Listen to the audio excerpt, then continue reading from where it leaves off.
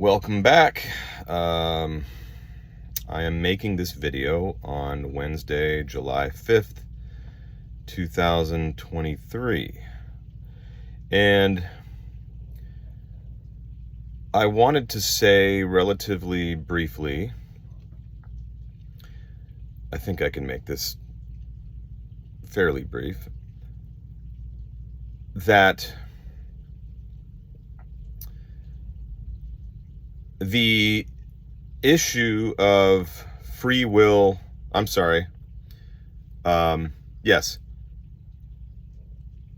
free will and determinism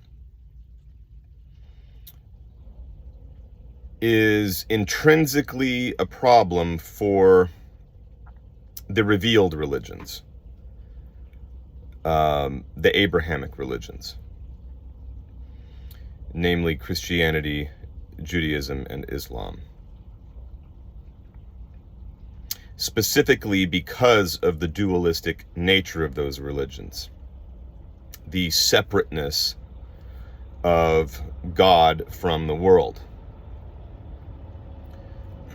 So in other words, the doctrine of creation ex nihilo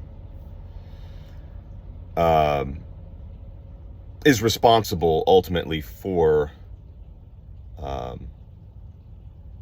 this conundrum, which I'm going to describe momentarily. So, in the revealed religions, any notion of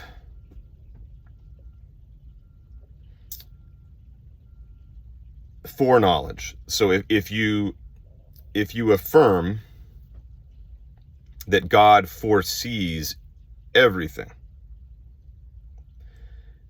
you cannot divorce this notion of exhaustive foreknowledge from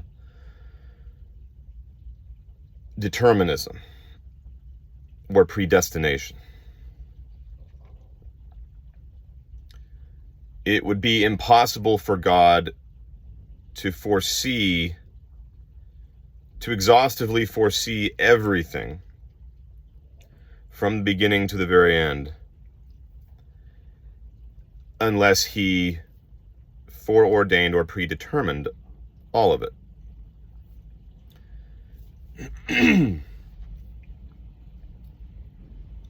Because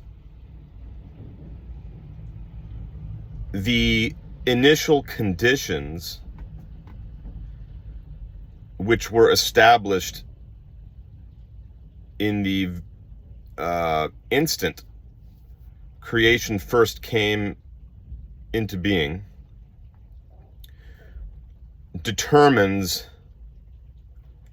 all subsequent choices, events, etc., from the largest events to the most minuscule occurrences, like a leaf falling from a tree at the moment that it falls off of a tree, and the position it lands in when it lands, and the exact the exact spot that it lands, and so on.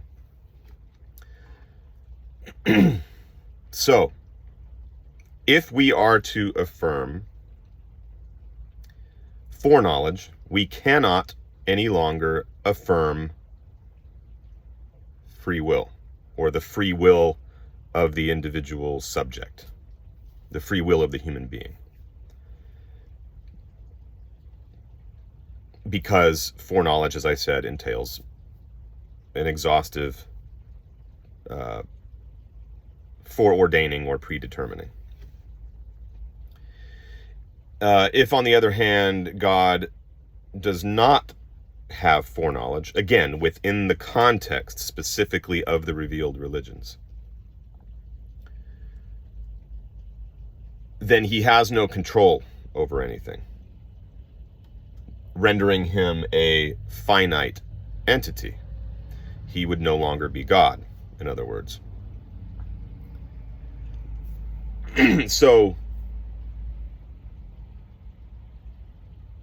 instead of leaving it at that, I think it would be helpful to explain briefly why, by way of contrast, Sanatana Dharma does not have this same problem. It's precisely because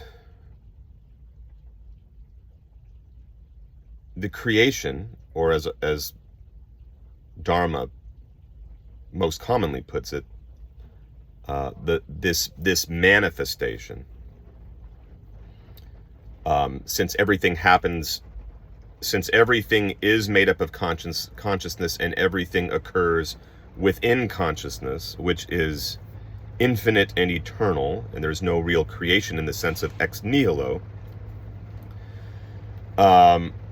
Since creation or manifestation is an extension of God, if you will, or an expansion of God, or a projection of God's being, or God's body becoming manifest,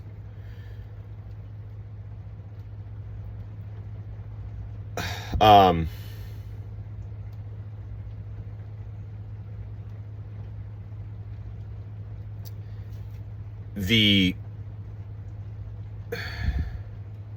designing of the world and its construction or building is spontaneous. Now, I know that's a crucial concept to understand in order to get a clear picture of this contrast. Now, I realize that the revealed religions don't want to say that God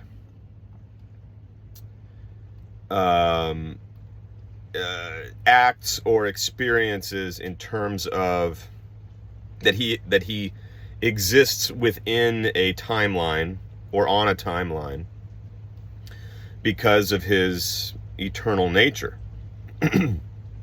But the way the doctrine of creation is constructed within the revealed religions, it is constructed in such a way that foreknowledge is seen as something that God experiences when he first designs or thinks up the creation,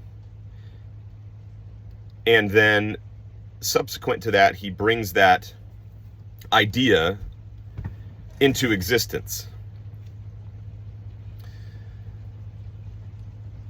But if the cosmos, as I just said a moment ago, is an expansion, a direct expansion of God's very being,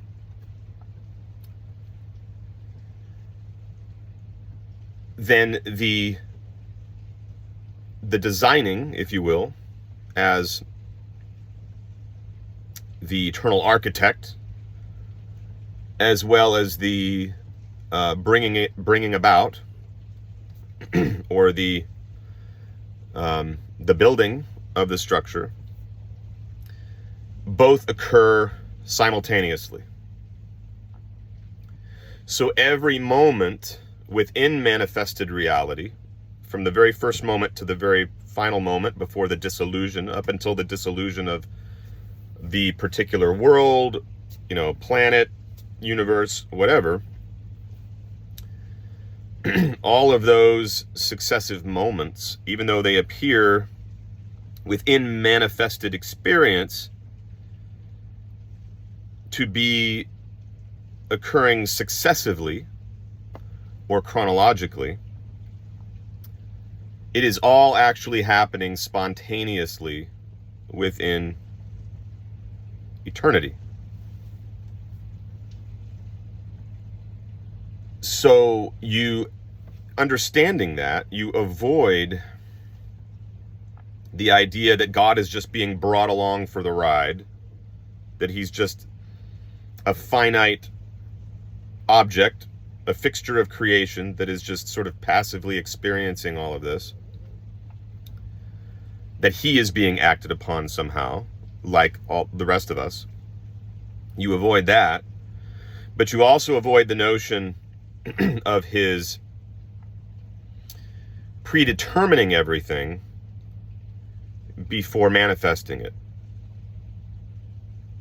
So every act of God is an act of creation that happens spontaneously, and so he is determining as he acts and creates, as he creates and as he acts within the creation. Which brings us to an interesting concept about, I can't really end the video without at least very, very briefly describing this. Otherwise, I think it will be an incomplete video. We are not separate subjects. We don't have separate identities. We're not ultimately separate from one another, and we're not separate from God. The ego is under the illusion that I am a separate person.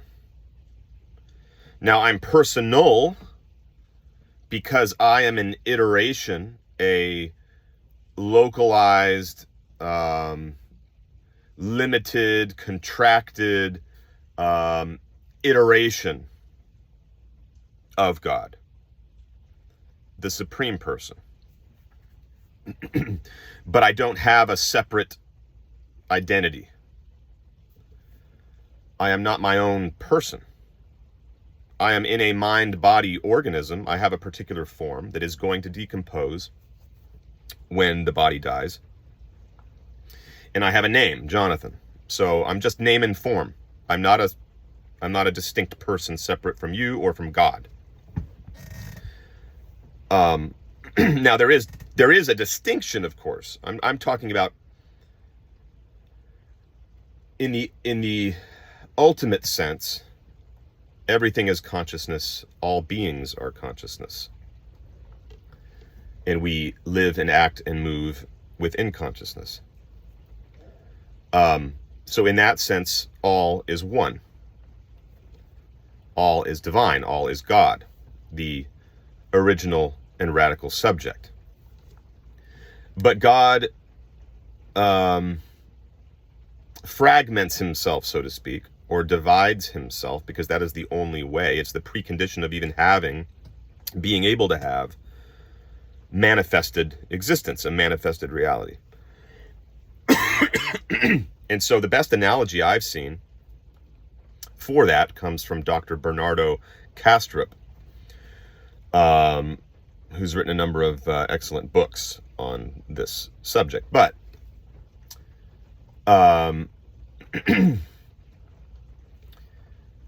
the analogy he gives is, among humans there is a mental disorder called dissociative identity disorder. Now, among humans, it's a mental disorder, but it's a very helpful analogy to describe, I guess, how God is conscious within all of these localized iterations of himself in the manifested world, but as separated sort of alters of himself. So I'm conscious of me in this particular mind-body organism. I don't share your consciousness. Even though we are made up of the same consciousness and exist within consciousness. And this is what humans do who experience this identity disorder, dissociative identity disorder. The human brain can actually create alters, and you can slip back and forth between these different personalities. So you have multiple personalities, but you're only conscious of them, of each one at a time. So this is kind of how it works, analogously with the manifested world and how God works through us. We are iterations of him. We are not separate persons. So when God acts, he's acting through us. So in one sense, we don't have free will, in the sense that we are not separate persons. If we are thinking of free will in terms of our being separate persons with our own identities, with an autonomous identities, then we don't have free will. But if we understand that we are iterations of God himself, and that God is acting whenever we act, make a decision, or do something, then we do have free will. We are absolutely free, even though we are limited in this body. So our free will is finite in terms of what we can do, but not finite we are free in the sense that we can do whatever we want to do. We're not being acted upon coercively from the outside by some outside force. We're doing precisely what it is that we want to do. So, and that of course raises other questions. We could go on forever, and I will, but I'm not going to get into it here. This is a good stopping point. And the next video, it would be important to discuss good and evil, because one of the first things, objections I'm going to hear is, well, if God is performing every act, what about evil? So that will be the next video, and I'll do a contrast there between Dharma and the revealed religions on that. I think these contrasts help us to see the issue for what it is better than if we were just dealing with one or the other perspective. So with that, thank you again for listening. I had thought that by now I would have read a few other books. I wanted to get through a few other books on the issue of the, what is it called? I'm trying, I've lost it. I'm so tired. Anyway, the series that I was going to start, I wanted to read a few more books on it to make sure I was fully prepared and to make sure I didn't leave out any helpful information, but I have not. I've been so busy I haven't gotten around to reading those. I'd like to have a little more time to research it before I start that series. But that won't stop me from making a couple of, other videos, such as the one I will make next, discussing good and evil in light of what I just talked about. So have a good evening, and I'll see you again on the flip side. Bye-bye.